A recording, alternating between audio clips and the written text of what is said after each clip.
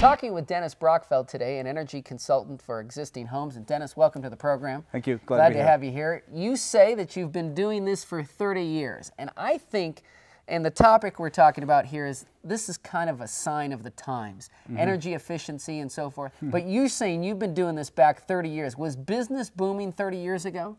Yes, so the first awareness with the oil embargo, I think, was in 1972. That was the first awareness.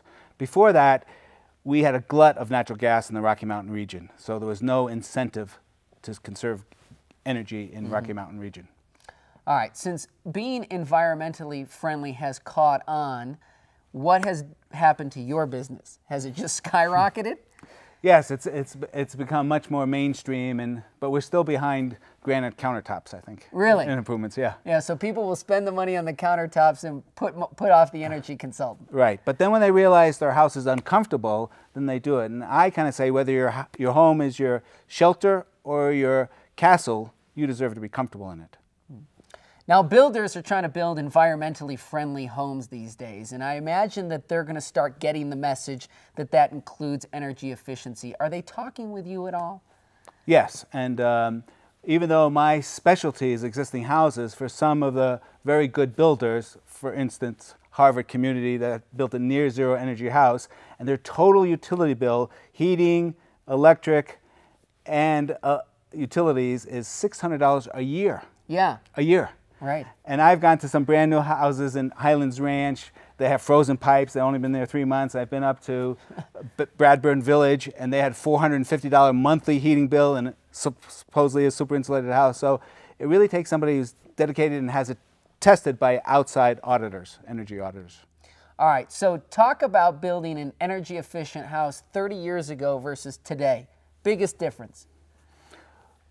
Well, it's interesting. 30 years ago, the codes were about half of what they are now. Yeah. And a lot of people thought, wow, it's just not necessary because natural gas was landlocked here. We had more supply outstripped demand. We had more natural gas than demand, and it didn't make sense to insulate. So even though we've seen the greatest increase in energy costs in the country the last 4 or 5 years, we're still in the bottom third. Oh. So we have a long way to go to catch up to the rest of the country, but we're heading that way. All right, what's the one thing people can do to reduce their energy bill? It's easy. Okay. The one thing is be aware of their environment and figure out where they spend the time and target their improvements to the area where they spend the time. It could be the family room or the kitchen, and be comfortable there. And I've adopted a saying, think globally, but heat locally. So nowadays, with natural gas prices going up, sometimes electric heater makes a great sense. To heat one family room with electric heater, instead of heating the whole house with a giant oversized furnace, makes a lot of economic sense. Very interesting stuff. Okay. I appreciate that. Thanks for having the interest.